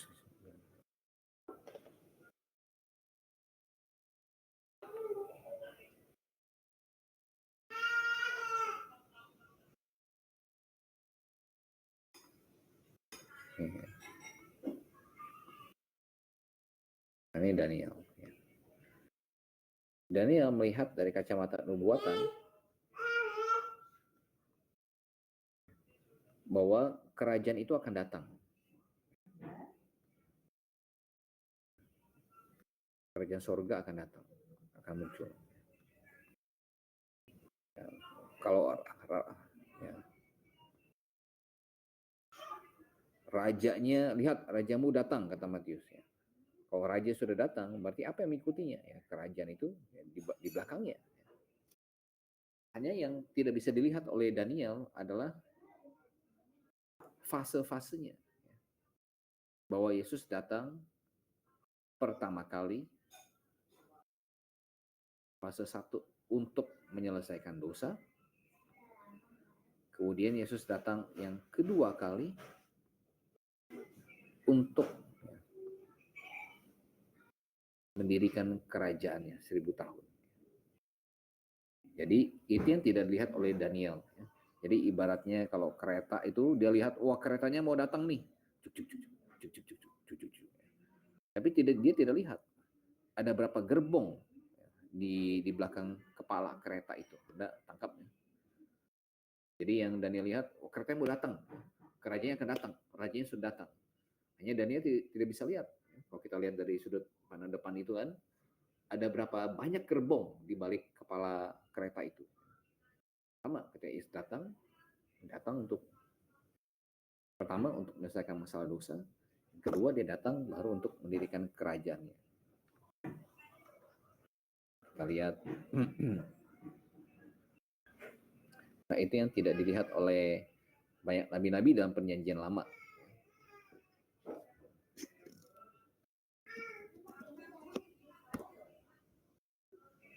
Kalau kita buka dalam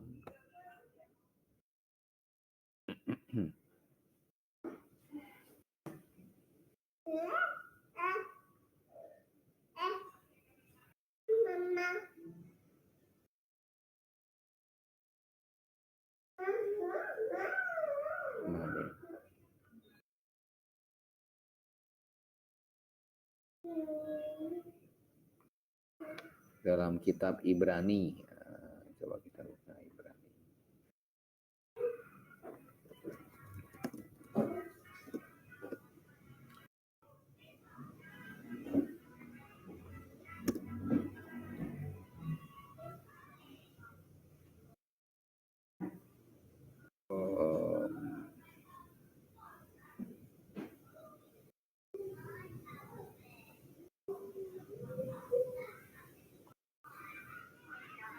Ibrani pasal 9. Saya share ya.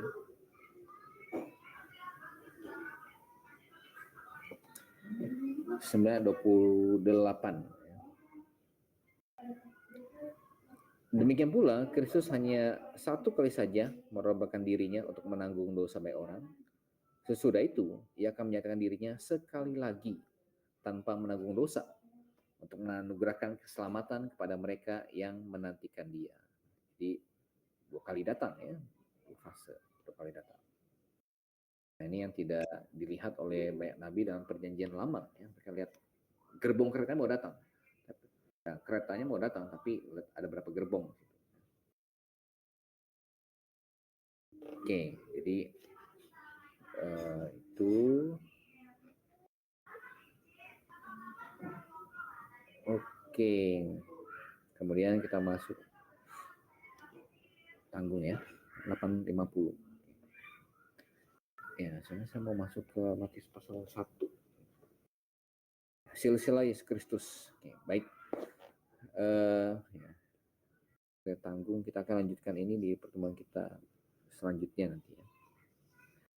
Jadi kita akan lihat nanti bagian nomor 1 ini ya, silsilah sang raja. Matius pasal 1 ayat 1 sampai 17. Oke, baik. Mungkin malam ini cukup sampai di sini pendahuluan. Pikir bisa sampai pasal 1. Apa ada yang mau ditanya? Ada pertanyaan?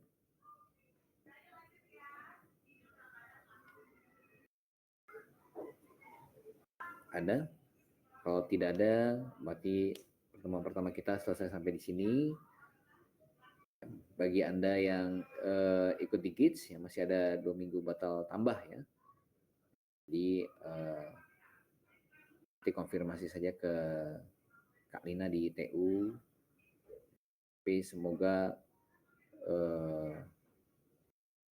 sudah ada jadwal yang fix, jadi nanti para petugas yang in charge untuk menyusun persiapan kelas itu juga sudah bisa ditentukan secara fix juga. Oke, baik. Ada pertanyaan? Ibu Christine mau tanya?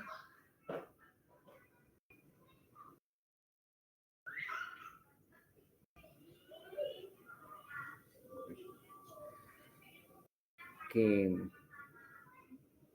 Kalau tidak ada pertanyaan, sedang mengetik. Oke. Baik, kalau tidak ada pertanyaan, kita akan sudahi pertemuan pertama kita pada malam hari ini. Mari kita berdoa terlebih dahulu. Bapa di dalam surga, kami mengucap syukur untuk penyertaan-Mu di pertemuan pertama kami dalam kelas Matius. Kami mohon agar Engkau memimpin kami, agar kami dapat selesaikan sampai di akhir semester nanti, Tuhan. Kiranya kebenaran firman-Mu dapat kami gali keluar, buat kami semakin diperlengkapi, dibangun, dan terutama buat kami dapat semakin mengerti kehendak Tuhan, dapat kami juga bagikan, ajarkan, kami jadi berkat bagi orang lain, ya Tuhan. Kami mengucap syukur, kami serahkan waktu kami selanjutnya ke dalam tangan-Mu, kami berdoa di dalam nama Tuhan kami Yesus Kristus. Amin. Oke, baik, saya ucapkan selamat malam kepada bapak-bapak, ibu-ibu sekalian, saudara-saudari, selamat beristirahat. Tuhan Yesus memberkati kita semua. Maranatha.